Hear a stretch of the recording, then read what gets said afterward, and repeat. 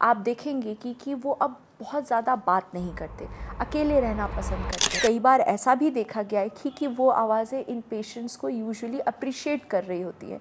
हम आम भाषा में कहते हैं कि उन्हें शक की बीमारी है। उन्हें अक्सर ये लगता है कि कोई मेरे खिलाफ है, कोई मेरे खिलाफ साजिश रच रहा है, कोई मुझे मारने की कोशिश कर रहा है।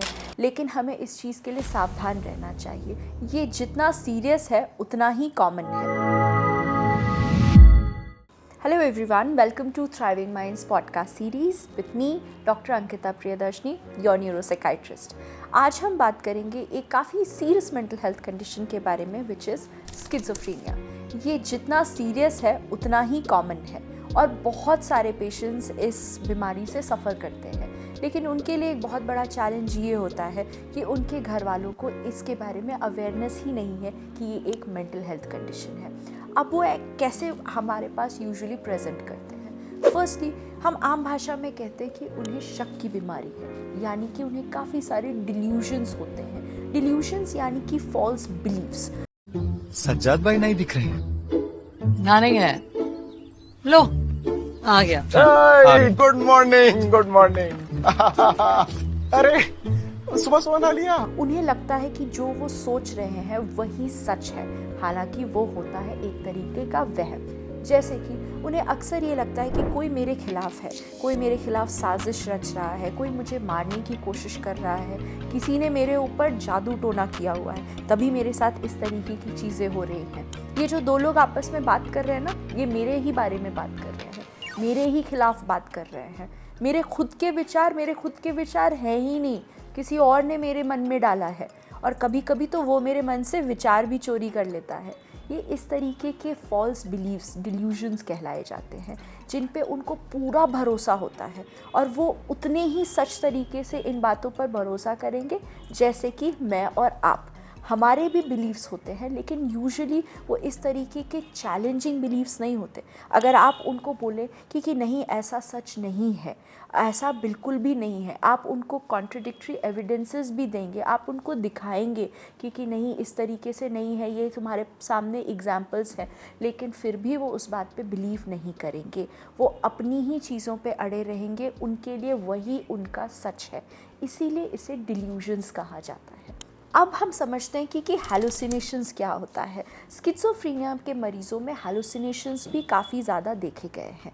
हैलुसिनेशंस की मतलब कि वो सही में प्रेजेंट नहीं है, लेकिन उन्हें इस चीज़ का आभास होता रहता है। जैसे कि मैं और आप अभी इस वक्त आप मेरी आवाज़ सुन रहे हैं, आपको मेरी आवाज़ क्लियरली सुनाई दे रही है और आप देख रहे हैं कि इस आवाज़ का एक शक्ल भी है, लेकिन इन मरीज़ों को अकेले में बैठे हुए, जहाँ उनके आजू बाजू कोई भी नहीं रहता, फिर भी उन्हें आवाज़ें सुनाई देती रहती हैं, वैसे ही जैसे कि मैं आपसे बात कर रही हूँ। अक्सर ये आवाज़ें कभी उनसे बातें करती रहती हैं, कभी मल्टीपल आवाज़ें होती हैं जो आपस में पेशेंट के बारे में डिस्कस कर रही होती हैं, और कभी कभी तो उन्हें बहुत सारे लोगों की आवाज़ें आ रही होती हैं। कई बार वो बहुत डेरोगेटरी वॉइसेस होती हैं, यानी कि बहुत कभी कभी उन पेशेंट्स को गालियाँ सुनाई देती हैं, कभी कभी उन पेशेंट्स को अपने बारे में गलत बातें सुनाई देती हैं, जिनसे वो काफ़ी परेशान रहते हैं। कई बार ऐसा भी देखा गया है कि वो आवाज़ें इन पेशेंट्स को यूजुअली अप्रिशिएट कर रही होती है, प्रेज़ कर रही होती हैं, और अक्सर ये पेशेंट्स उन आवाज़ों को रिस्पॉन्ड करते हुए पाए जाते हैं। 70 रुपए वाली चाउमीन खाए। मेरा भी मन चाउमीन का था। मुझे पता था। इनसे मिलो। सज्जाद सज्जाद, ये मधुसूदन विजू का बड़ा अच्छा दोस्त, तमिलनाडु में बहुत मदद की इसने।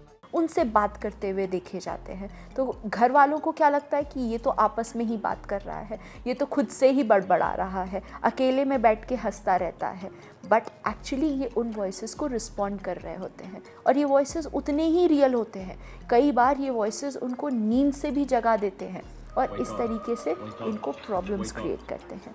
सिर्फ वॉइसेस ही नहीं, इनको कई बार वो सारी चीज़ें दिख रही होती हैं जो कि हमें और आपको नहीं लगेंगी, और कई बार वो उनसे बातें करते हुए पाए जाते हैं। अक्सर इन चीज़ों को मूवीज़ में काफ़ी अच्छे तरीके से दिखाया गया है, लेकिन हमें इस चीज़ के लिए सावधान रहना चाहिए। जब भी उन्हें लगता है कि ये चीज़ें दिख रही हैं या वो सही में एग्जिस्ट नहीं करती घर वालों के लिए, तो आपको कॉशियस रहना चाहिए। कई बार इसके ऑर्गेनिक कॉजेज़ यानी ब्रेन इंजरी के भी लक्षण पाए जाते हैं, इनके ब्रेन में भी कुछ प्रॉब्लम हो सकती है, जिस वजह से उन्हें इस तरीके के विजुअल्स हैलुसिनेशंस जिसे कहते हैं वो दिखाई दे रहे हैं। इसके अलावा स्किज़ोफ्रेनिया के तीसरे लक्षणों में से पाया जाता है वो है नेगेटिव सिम्टम, यानी कि जो चीज़ों को ये पहले इंजॉय करते थे, पहले कहा करते थे, आपसे बातें किया करते थे, लोगों से हंसते थे, मिलते थे, जुलते थे, अपना काम करते थे, इन सारी चीज़ों से वो अब दूर हो चुके हैं। कंप्लीट आइसोलेशन, सोशल विड्रॉल जिसे कहा जाता है। आप देखेंगे कि वो अब बहुत ज़्यादा बात नहीं करते, अकेले रहना पसंद करते हैं, किसी काम में उनका मन नहीं लगता है, उनके चेहरे पे आप कभी ना मुस्कान देखेंगे ना कभी इरिटेशन। एक तरीके से ऐसा लगता है कि वो आपके साथ बात ही नहीं कर रहे हैं, आपके साथ हैं ही नहीं। उनके चेहरे पे एक सुन्न स्टेट पाया जाता है, जैसे कि आपको लगेगा ही नहीं कि आप उनसे रिलेट कर पाएंगे। ऐसा लगता है उनके और आपके बीच में एक दीवार खड़ी हुई है और आप एक दीवार से ही बात कर रहे हैं। इस चीज़ को हम नेगेटिव सिम्टम्स के तौर पे देखा जाता है। ऑल्सो ये भी देखा गया है कि जैसे जैसे ये बीमारी आगे बढ़ती जाती है, इन लोगों के पर्सनालिटी में सिग्निफिकेंट डिटोरिएशन आता है। आप रिलेट नहीं कर पाएंगे कि ये वही इंसान है जिनके साथ आप इतने सालों से एसोसिएटेड थे। ये भी देखने को मिला है कि यूजुअली ये एक लॉन्ग टर्म इलनेस होता है और इस हद तक आते आते इंसान काफ़ी लंबे टाइम से सफ़र कर रहा होता है। जैसे जैसे ये बीमारी आगे बढ़ती जाती है, इसका ट्रीटमेंट उतना ही डिफ़िकल्ट होता जाता है और आप देखेंगे कि पर्सनालिटी में इतना डिटोरिएशन आ चुका है कि वो वापस पहले जैसे होना उनके लिए थोड़ा मुश्किल हो जाता है। उनके सोचने समझने की क्षमता कम होने लग जाती है और जैसे जैसे बीमारी आगे बढ़ती है, उनमें भूलने की बीमारी यानी डिमेंशिया भी काफ़ी जल्दी सेट इन होता है। इन लोगों को काफ़ी और बीमारियां, फिज़िकल प्रॉब्लम्स जैसे डायबिटीज़ और मेटाबॉलिक प्रॉब्लम्स जैसे हाइपरटेंशन, ये सारी चीज़ें बहुत जल्दी पैदा होती हैं।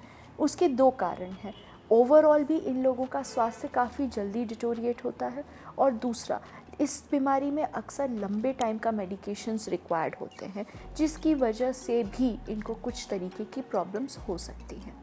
अक्सर मेरे पास पेशेंट्स के फैमिली मेम्बर्स आते हैं और कहते हैं, मैम इनको अपनी प्रॉब्लम रियल लगती क्यों नहीं है, इनको क्यों नहीं लगता कि इनके साथ कोई बीमारी है या इनको कुछ प्रॉब्लम से ये सफ़र कर रहे हैं। वो इसीलिए क्योंकि स्किज़ोफ्रेनिया में इन लोगों के लिए वही रियलिटी है जैसे कि हमारे लिए होता है। जिस कंडीशन से ये सफ़र कर रहे हैं, ये अपनी दुनिया में उन्हीं चीज़ों को जी रहे हैं जिन पे ये विश्वास करते हैं। जैसे कि आप मुझे देख रहे हैं, मैं आपके लिए रियल हूँ, ये जिन्हें देख रहे हैं इनकी दुनिया में वो रियल है, चाहे वो आपके और मेरे लिए रियल ना भी हो। इसीलिए इन लोगों को अपनी बीमारी का एहसास नहीं होता। लेकिन जैसे जैसे इनकी फंक्शनैलिटी डिटोरिएट होती जाती है, जैसे जैसे इनके सिम्टम्स और बढ़ते जाते हैं, घर वालों को इनमें परेशानी ज़्यादा दिखती है और पेशेंट्स को इनके बारे में कोई आभास नहीं होता।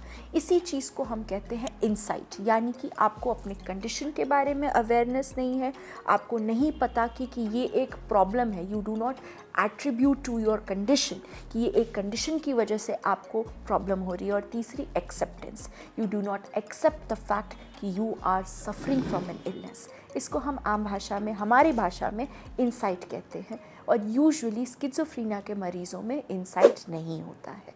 इसीलिए इन्हें नहीं पता कि ये किसी बीमारी से ग्रसित है और इसीलिए ये रिस्पॉन्सिबिलिटी फैमिली मेम्बर्स की होती है कि वो इन पेशेंट्स को जल्द से जल्द एक एक्सपर्ट साइकाइट्रिस्ट के पास लेकर आए ताकि इनका जल्द से जल्द इलाज हो सके और ये जल्द से जल्द ठीक हो सके और अपनी नॉर्मल लाइफ में वापस लौट सके।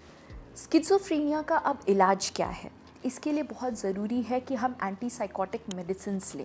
ये मेडिसिन्स यूजुअली आपको साइकाइट्रिस्ट ही प्रिस्क्राइब करेंगे पेशेंट के कंप्लीट इवैल्यूएशन के बाद। बट ज़रूरी ये है कि जल्द से जल्द इसका इलाज शुरू कराना चाहिए, क्योंकि जैसे जैसे बीमारी बढ़ती जाती है वैसे वैसे कंडीशन डिटोरिएट होता जाता है और इस बीमारी में स्टेबिलिटी बहुत जल्दी लाना मुश्किल है, क्योंकि ये ऊपर नीचे होती रहती है। इनके सिम्टम्स काफ़ी फ्लक्चुएट करते रहते हैं एंड यूजुअली इनको लॉन्ग टर्म ट्रीटमेंट की ज़रूरत पड़ती है।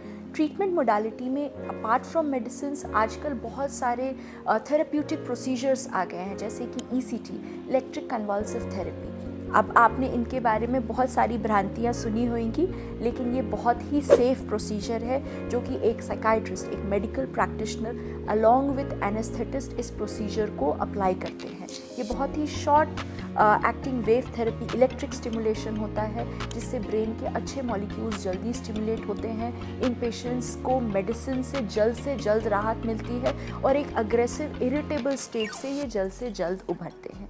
सेकेंडली, आजकल RTMS भी काफ़ी कॉमन है, which is recurrent transcranial magnetic stimulation. Specifically in लोगों को नेगेटिव सिम्टम्स में काफ़ी हेल्प मिलती है, जिसमें इनके सोचने समझने की क्षमता कम होती जाती है, लोगों से बात करने की क्षमता कम होती है, काम करने की इच्छा कम होती है, और इतना ही नहीं, ये दिन प्रतिदिन इनका पर्सनालिटी डिटोरिएट होता जाता है। इन सब कंडीशन में, और ऑडिटरी हैलुसिनेशंस, यस, ये भी एक बहुत इंपॉर्टेंट फैक्टर है जिसमें उनको आवाज़ें सुनाई देती हैं। इन सब कंडीशंस में भी RTMS को यूज़ किया गया है। इसके साथ साथ काउंसलिंग, CBT, थेरेपी और फैमिली काउंसलिंग, ये सब का बहुत इम्पॉर्टेंट रोल है, जिसमें हम फैमिली मेम्बर्स को अवेयर कराते हैं पेशेंट्स के सिम्टम्स के बारे में, और पेशेंट्स को अवेयर कराते हैं अपने सिम्टम्स को आइडेंटिफाई करने के लिए और उनको एक्सेप्ट कराने के लिए कि ये एक प्रॉब्लम होती है। इसके साथ साथ एवेटार थेरेपी, जो कि सिर्फ और सिर्फ ऑडिटरी हैलुसिनेशंस के लिए टारगेट किया गया है, ये भी एक न्यू आजकल के टाइम का एवोल्यूशन है, न्यू मेथडोलॉजी है जिसको हम यूज़ कर सकते हैं। हालांकि अभी ये काफ़ी सारे एजुकेशनल इंस्टीट्यूट्स में यूज़ किया गया है, बट आप इसका वीडियो हमारे चैनल पे देख सकते हैं and you can learn about it. So this was about schizophrenia. Please feel to drop your comment.